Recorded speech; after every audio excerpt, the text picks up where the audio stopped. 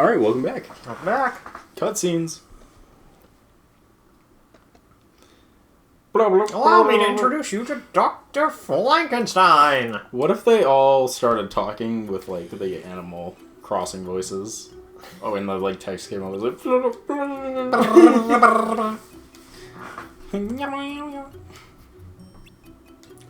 like... It's surprising how much Animal Crossing, like, sound bits actually add to, like, feeling like they're talking. Yeah. Well, they do the same thing with The Sims when they talk, and they're just like, but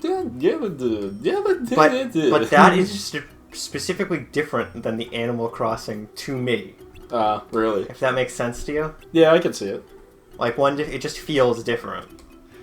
I think Animal Crossing ones feels more real for some reason. Yes, that's what I was saying. I do agree with you. Because The Sims, to me, they sound like they're talking gibberish. Which they are. Because they are. Where... I think you know what it is, though? Why it feels so much more accurate is because they're all little furry animals. So we wouldn't really get what the heck they would be. Yeah. I think that's a lot of... Because when you see grown-ass humans and they're just talking gibberish, you're like, these are humans talking gibberish. But when you see animals talking and they're squeaky-ass little voices, you're just like, yeah, that's how a tiny animal would talk if it could talk to me. That's how Isabelle would sound if that was how she would speak animals. But, now the cutscene's over. Going into the Steven Universe thing, I was thinking about it while we were off camera, and Steven Universe's plot, right, is like Bleach's plot. Is it the greatest show ever? No. Not even fucking close. In fact, at some points it absolutely drags and is awful. But, is it fun as shit to watch? Oh, hell yeah. Because it's got a lot of the same... A lot of what pushes Bleach forward and like Dragon Ball Z and a lot of shonen style animes forward is the same shit that pushes Steven Universe forward. It's conflict appears, I obtain new ability and or see new transformation to fight said conflict and then win conflict. Yeah. It's like the same standard driving force of like most of these what shows. I've also realized with a lot of like shonen anime is and a lot of I don't know if it's just shonen anime, but a lot of certain things it's the main character is most of the time reactionary as opposed to reactionary instead of actionary. So they always are reacting to something as opposed to doing something themselves. They are the ones initiating conflict. Yeah, that's starting to change now with the start of this new generation of the Big Three. Derek, are you ready for new generation Big Three? Hit me, Chris. Thank you. So, for those who are unaware, because I don't even think people call them the Big Three anymore because there's so much anime just being shoveled out the fucking door now that people like don't care anymore. But the original Big Three by name, the first one that people actually started referring to as the Big Three was Bleach, Naruto, One Piece. Yep. The original Big Three that you got in America before them would have been Dragon Ball Z, Yu Yu Hakusho, and Inuyasha. Clean, right? Derek would agree with me. Clean. After that, it gets fuzzy, because it becomes so old that people don't remember that there was anime, they just thought they were weird-looking American cartoons. That's when you get your fucking Fist of the North Stars, Transformers, and, I don't know, Speed Racer or some shit. I don't even know if there would be enough to go around for 3. Well, Chris, you gotta remember, Avatar is an anime. Yeah. Yeah, exactly. I love when people say that to me, because I look at them and I go, you know you're insane, right? It has the anime art style. I will consider Avatar an anime based off of art. If you look at anime as an art style instead of a region. Yes. Which is how I look at it now, because I think referring to only cartoons that come out of Japan as anime is stupid. It gets confusing, because you'll get, like, 3D rendered block characters. That's anime. But that's anime because it came from Japan. But it doesn't look anything like anime. So I've changed I've personally changed the definition. I've personally changed my definition of anime to anything that looks like anime and has like an overarching story. instead of just like a week-to-week style of storytelling. Yeah, an episodic style. Yes. That's how they actually determine.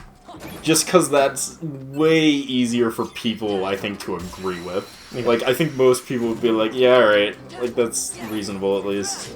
Because then you get shit like Avatar that looks like anime and feels like anime, but isn't actually anime. But also is anime because they outsource the animation most of the time to Asian territories anyways. So what isn't anime becomes super obscured. Yeah. Because they're like, anime can only come out... There's some people that say anime can only come out of Japan, and then there's other people that say anime can come out of anywhere in an Asian region, but it has to be animation from an Asian region. But if that's the case, then fucking... the Animaniacs is fucking Japanese anime because it was animated, I think, in Taiwan or something. Oh, I didn't know that. Yeah, so it's like... most animation is outsourced to Asian territories. So... I just think it's dumb. We should just count it as an art style and a way of telling a story, and then bam, that's anime. Puts it in its own special bubble so people feel like their stupid cartoon is better than other cartoons, because that's mainly what they're arguing for when they're doing that shit. And that was too on the point. I know. I'm aware. I talked to too many of these fucking people.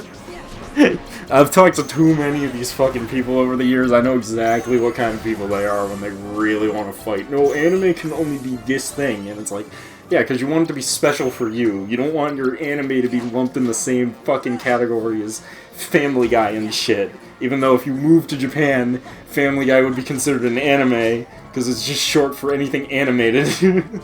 But whatever, man. You Whatever, be you man. In your corner with all your waifu body pillows, and we'll talk later. Hey, you got a problem with waifu pillows, Chris? No, we're literally weighing on one, except it's not a waifu because I ain't buying a fucking waifu sheet for a goddamn pillow. $20 for a fucking pillowcase. You out of your fucking mind? Come on. Tell me how you really feel. I feel like spending $20 on an anime body pillow is a waste of money. I agree. Doesn't mean I wouldn't do it. It just means I would be like, I'd have to be really bored that day and have money to burn. Somebody had like a, I forgot which streamer it was, but they had like a pillow with them on it. Yeah. And I'm blanking on words right now. A fan made it for them. Oh, nice. And I was just like, and he has it like in his little area display, and I'm like, this is the greatest thing in the fucking world because of how stupid it is. I would do it for the gag if like I had a good gag, you know what I mean? Like if I had a good idea for it, I'd do it. Same thing with like giant cardboard cutouts of like anime characters. If I had a good gag plan, like I had a good idea for like a joke or a video or something, I'd buy it. Because I'd be like, I got a great fucking idea. But if I was just like, do you want scantily clad naked women hanging on the walls of your room? I'd be like, nah, not really. I think I'm good. It's like, not really.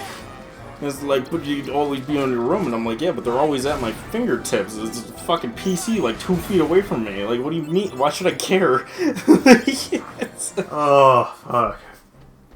People with their like, why you like these things, and it's just like, I do, but I don't care enough. Yeah, I mean, if someone gave me one as a gift, I'd be like, oh, thank you. Yeah, thanks. I mean, I like these stuff, so I'm not gonna complain. It's cool. But, like, I'm not gonna actively be like, I'm gonna spend money on this. Like, it's just not worth it. But yeah, fucking... I forget where I was going with that originally, but... Oh, yeah, shonen anime being reactionary versus... Yes. I forgot that's where we started with this. We were going with, because I was going into the big three, but because we got a new big three, Derek, that don't do the reactionary thing anymore, which is, Black Clover,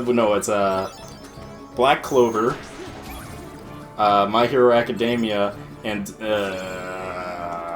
Fire Force, I don't know. Sounds good. Fire Force.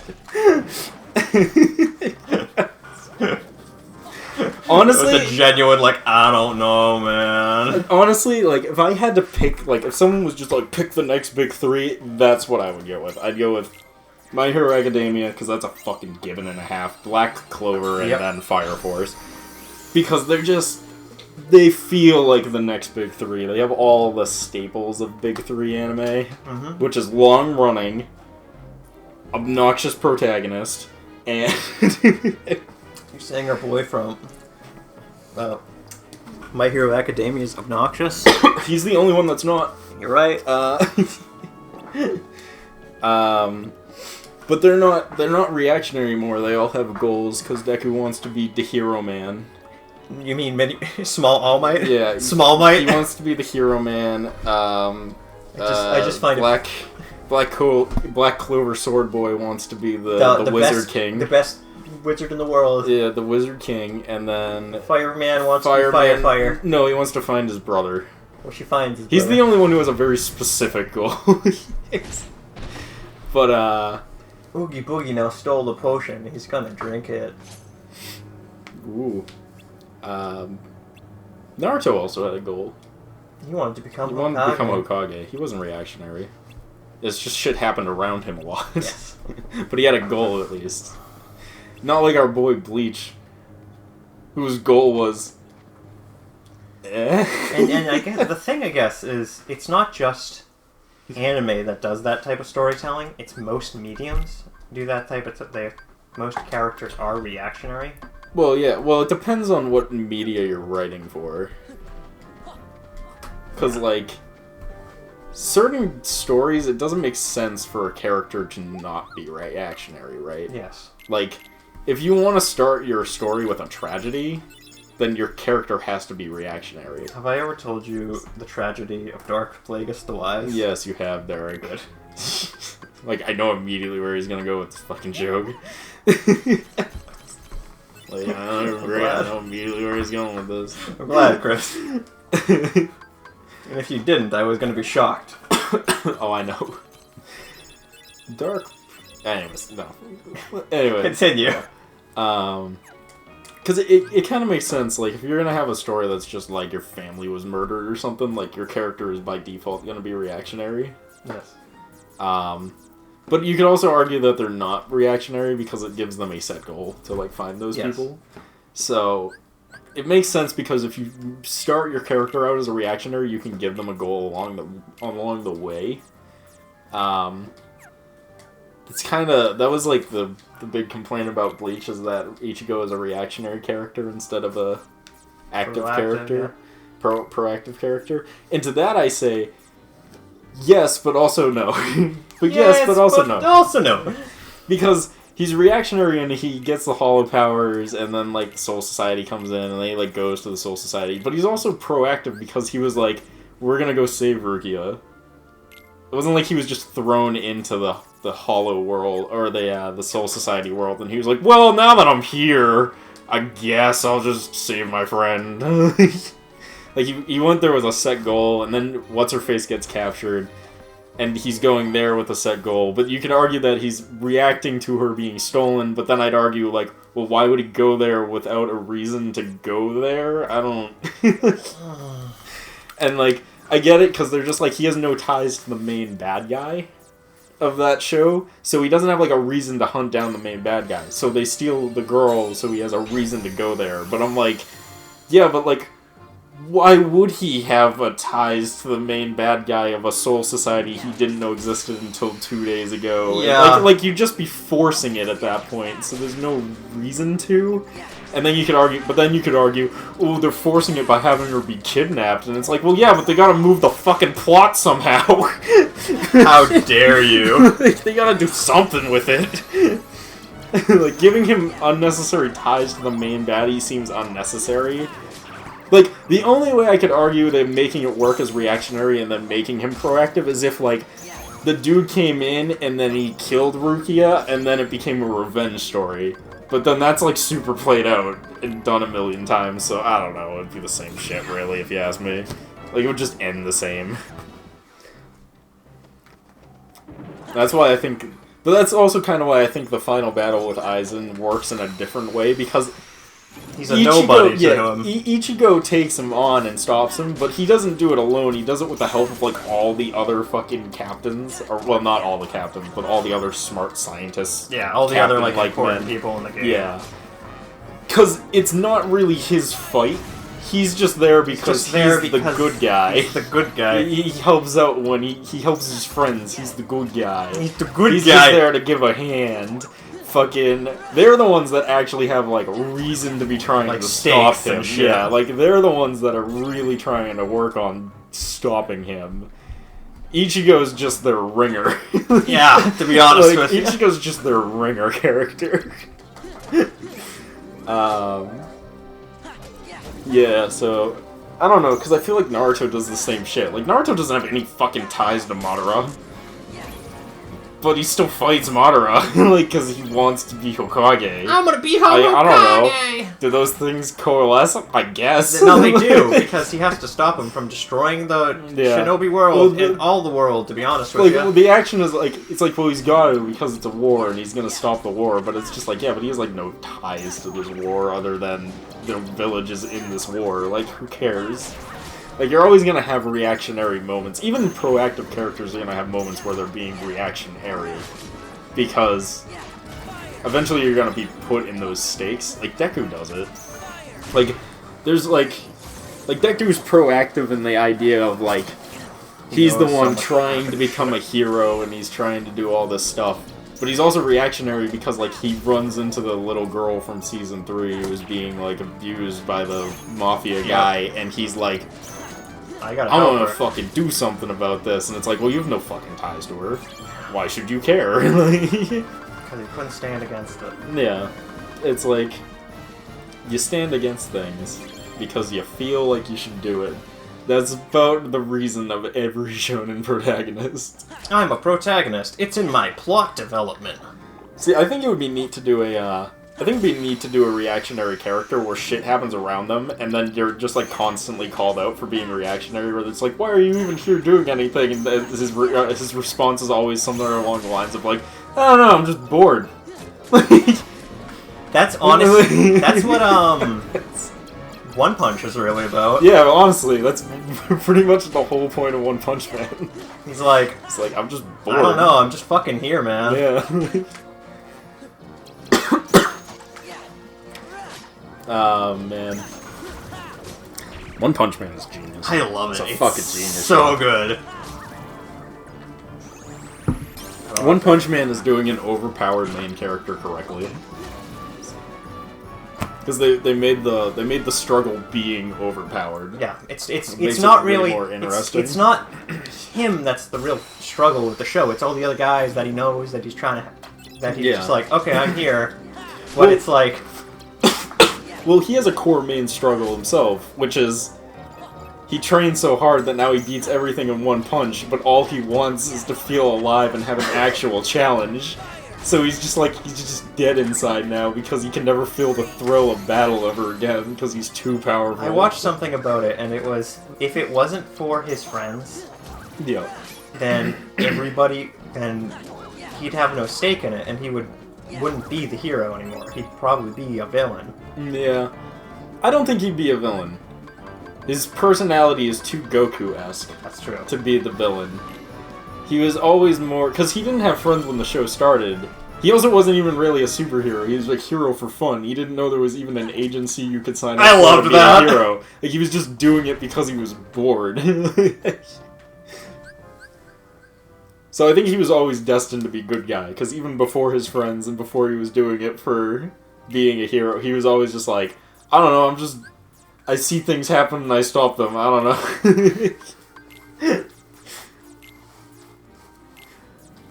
It's good shit, man. Goku's the best reactionary character, though. Because Goku's just like, oh yeah, new death threat. I shall train. I shall train! Why? I shall train.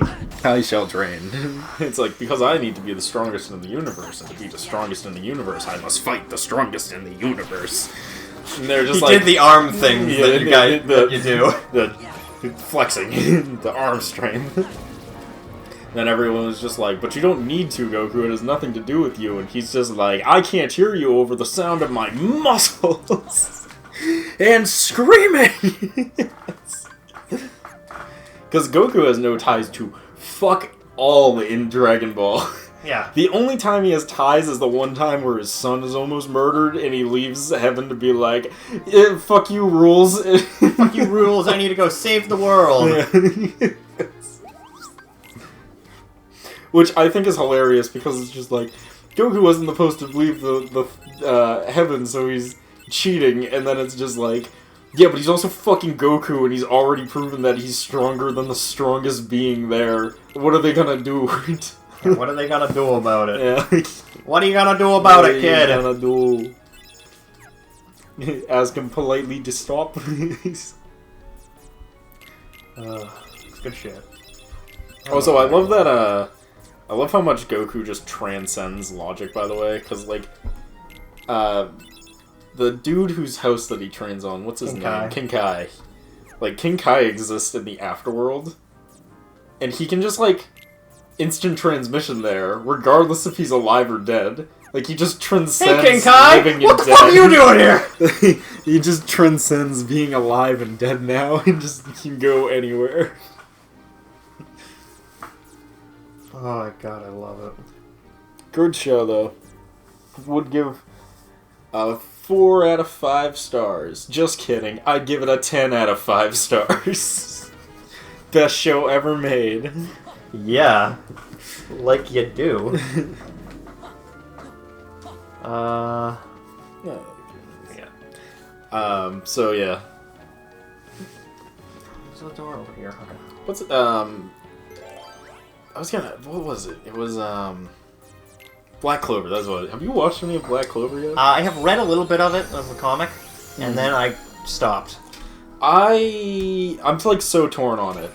Because sometimes I'm like, this is really where good, you're coming from. And sometimes I'm like, this is like sometimes it feels like the next Naruto. You know what I mean? Like it feels perfectly like the next Naruto. Sometimes I'm like super into it, and then sometimes I'm just like, this is dumb. I don't care about anything dumb that's and happening. not in a fun way. Yeah, like, I don't care about anything that's happening.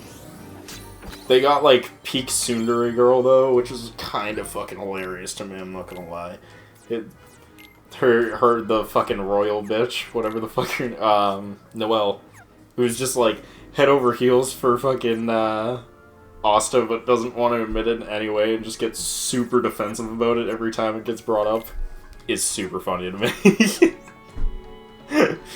Her and, they just added... you know the bird he has? Because you haven't got super far into it. No, I don't know the bird, but just continue anyway. There's a bird that literally, like, follows him around for, like, the whole first arc. Oh, that's great. And they're, like, birds that only hang around with people who have no mana whatsoever, and that's, like, the gag. But what's funny, right, is...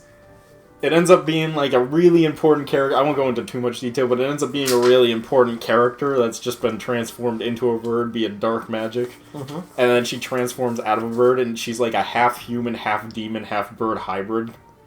And I'm absolutely in love with this character. We're gonna call it, because the next... Is there gonna be a fight? Boss fight? Boss fight? Yep. Okay. We'll call it here. We'll see you guys in the next part. Peace till then.